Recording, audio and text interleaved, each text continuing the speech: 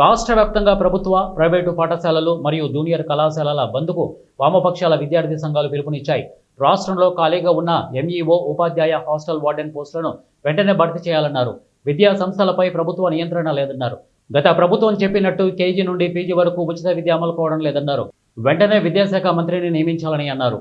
విద్యారంగ సమస్యల పరిష్కారానికి ఎల్లవేళలా పోరాడుతూనే ఉంటామని వారు అన్నారు.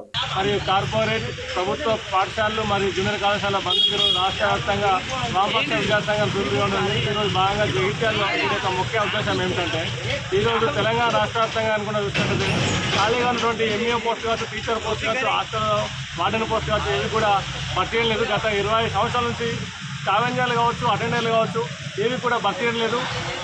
అలాగే చదువుకునే పరిస్థితి లేదు. చదువుకునే పరిస్థితి కార్పొరేట్ పాఠశాలలో, ప్రైవేట్ పాఠశాలలో విచ్చలవిడిగా ఫీజుల వ్యాపారం జరుగుతుంది. బుక్స్ దందా చేస్తుంది. దీనిపైన గవర్నమెంట్ ఎటువంటి చర్యలు తీసుకోవడం లేదు. ఫీజుల నియంత్రణ చట్టం తీసుకోవాలన్నప్పుడు కూడా దాన్ని అమలు చేయడంలో ప్రభుత్వం విఫలమవుతుంది. అట్లాగే బెస్ట్ అవైలబుల్ స్కూల్స్ సంబంధించి వాటికి స్కీమ్లో ఎస్సీ ఎస్టీ పిల్లలకు సంబంధించినటువంటి పెండింగ్ బకాయిలు ఇవ్వడం లేదు. దీనివల్ల విద్యార్థులు చదువు ఏందన్నది వాళ్ళు ప్రశ్నగా మారింది.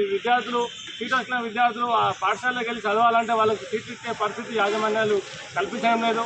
అట్లాగే కేజీ నుండి పీజీ విశ్వవిద్యాలయం గత ప్రభుత్వం చెప్పింది, దాన్ని అమలు నోచుకోవడం లేదు. అట్లాగే ఇంకా చూసుకున్నట్టు చాలా సమస్యలు ఉన్నాయి. ఎన్ఈపీని దేశవ్యాప్తంగా పలు రాష్ట్రాలు, దక్షిణ రాష్ట్రాల సీఎంలు అసెంబ్లీలో వాళ్ళు అమలు నిలిపి దాన్ని వ్యతిరేకిస్తే మన రేవంత్ రెడ్డి మాత్రం దాన్ని మర్చిపోయారు. ఇంకొక విషయం ఏంటంటే